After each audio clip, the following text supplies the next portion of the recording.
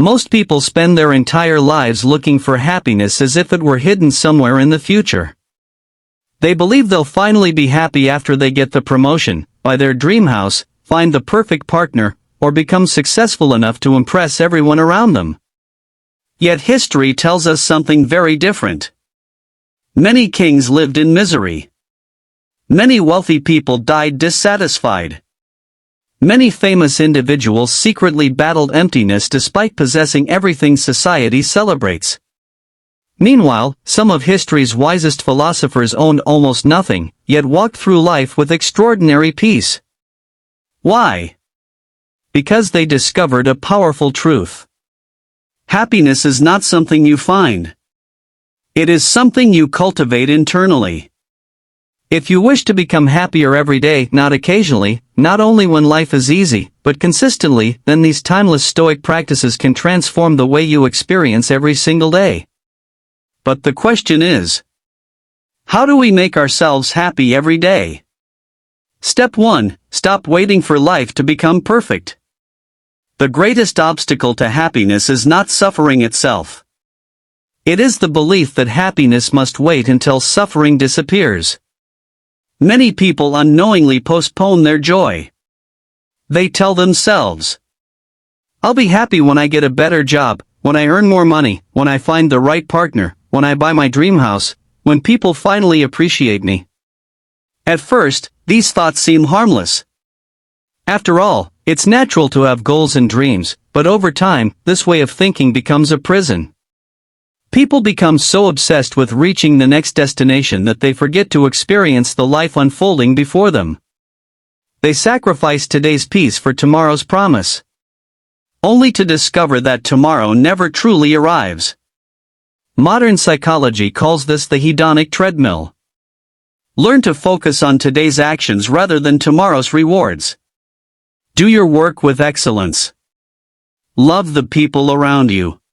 Appreciate the small moments that many overlook. A peaceful sunrise. A meaningful conversation. Or simply the gift of being alive. These ordinary moments often become life's greatest treasures. But only for those who are present enough to notice them. This is the first secret of happiness. Step 2. Simplify your desires. The Stoic philosopher Seneca once wrote, "It is not the man who has too little, but the man who craves more, that is poor." He taught that wealth itself is not the problem. The real problem is becoming a slave to endless desire. A person with very little can be content, while someone with enormous wealth can remain miserable if they constantly crave more. Imagine trying to fill a bucket that has a hole in the bottom. No matter how much water you pour into it, the bucket never stays full, because it keeps leaking. Endless desire works exactly the same way. Every new possession or achievement brings a brief moment of excitement. But before long, the mind begins wanting something else.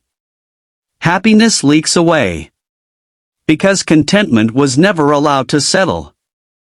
Work hard. Pursue excellence. Dream boldly. But never believe that the next possession, the next achievement, or someone else's approval will finally make you happy. Happiness grows when you appreciate what you already have, while calmly working toward what you hope to become. Remember, true wealth is not measured by how much you own, but by how little you need to feel at peace. Step 3. Build happiness through daily discipline. The philosophy of Stoicism teaches that discipline is the foundation of lasting happiness, because discipline frees you from being controlled by your impulses, your emotions, and your circumstances. What feels pleasurable in the moment is not always what brings peace in the long run. Skipping exercise, procrastinating, overspending, or endlessly scrolling on your phone may feel good temporarily, but these habits often leave you feeling guilty, anxious, or dissatisfied later. The greatest reward of discipline isn't success, wealth, or recognition. It's becoming someone who remains steady, even when life becomes difficult. When challenges arise, disciplined people don't panic, because they have trained themselves to act according to their values, rather than their emotions. Remember, true freedom comes when you no longer depend on motivation or perfect circumstances to do what is right. You simply act because it aligns with the person you are striving to become. And that is why discipline creates happiness. Step 4. Serve others without expecting anything in return. One of the greatest misconceptions about happiness is believing that it comes from constantly receiving. There is nothing wrong with pursuing personal goals. But the Stoics believe that a life centered only on receiving eventually becomes empty.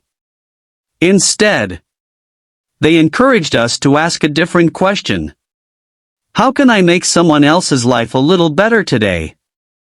Marcus Aurelius believed that human beings are naturally created to support one another, just as the hands work together, or the feet walk together.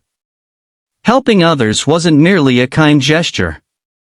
It was part of living according to human nature. Helping someone does not reduce your happiness. In fact, it often multiplies it. Modern psychology supports this idea. Studies have shown that acts of generosity and compassion activate areas of the brain associated with pleasure, connection, and emotional well-being.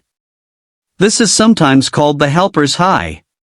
When you sincerely help another person, your brain releases chemicals that increase feelings of happiness and reduce stress.